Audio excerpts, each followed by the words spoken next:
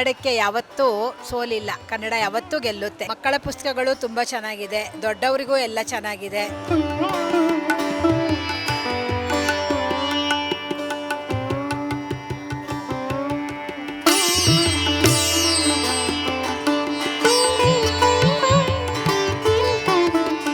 ನಿಜವಾಗೂ ಈ ವಿನೂತನ ಪ್ರಯೋಗ ಮತ್ತು ಇದೊಂದು ದೊಡ್ಡ ಸಾಹಸ.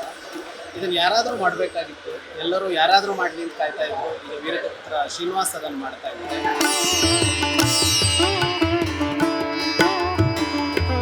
ಬೆಳಗ್ಗೆಯಿಂದ ಜಾತ್ರೆ ಆಗ್ತಾಯಿದೆ. ಮನಸ್ಸಿಗೆ ಒಂದು ತಿಂಗಳ ಶ್ರಮ ಇದು, ಮತ್ತು ಸುಮಾರು ವರ್ಷಗಳ ಉದ್ದೇಶ ಇದು. ಈ ಥರ ಕನ್ನಡ ಪುಸ್ತಕಗಳು ಎಲ್ಲಂದ್ರಲ್ಲೆಲ್ಲ ಸಿಗಬೇಕು, ಕನ್ನಡಿಗರಿರೋ ಕಡೆಗೆ ಸಿಗಬೇಕು. ಅದನ್ನು ಹುಡುಕೊಂಡು ಹೋಗಬಾರ್ದು.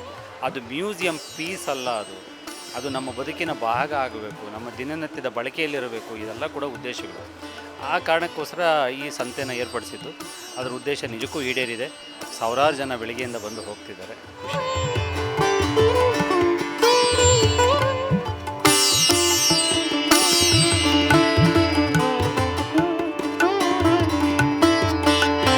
ಯುವ ಜನತೆಗೆ ಬೇಕಾದದ್ದನ್ನು ಯುವ ಜನತೆಗೆ ಬೇಕಾಗುವ ಭಾಷೆಯಲ್ಲಿ ಹೇಳಬೇಕಾಗಿದೆ. ಅಂದರೆ ಮೌಲ್ಯ ಬದಲಾಯಿಸಬೇಕು ಅಂತಲ್ಲ, ಆದರೆ ಯುವ ಜನತೆಗೆ ಅವರ ಹೃದಯ ಮುಟ್ಟುವಂತೆ ಹೇಳಬೇಕಾದ ಕೆಲಸವನ್ನು ಸಾಹಿತಿ ಮಾಡಬೇಕಾಗಿದೆ.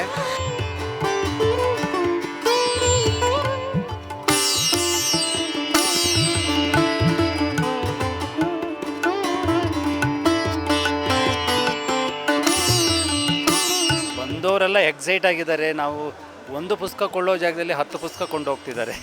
ನಾನು ಆ ಫೋಟೋಗಳನ್ನೆಲ್ಲ ಆ ಮೂಟೆಗಳನ್ನೆಲ್ಲ ತೆಗೆದು ಇಟ್ಕೋತಾ ಇದ್ದೀನಿ. ನನಗೆ ಅದೊಂದು ಖುಷಿ. ನನ್ನ ಆನಂದ ಅವರ ಆನಂದಕ್ಕಿಂತ ದೊಡ್ಡದಿದೆ. ಬಟ್ ಅವರು ಖರೀದಿ ಮಾಡ್ತಾರೋ ರೀತಿ ನೋಡಿದಾಗ ನನಗೆ ಮನಸ್ಸಿಗೆ ಭಾಳ ಖುಷಿ ಕೊಡ್ತಿದೆ.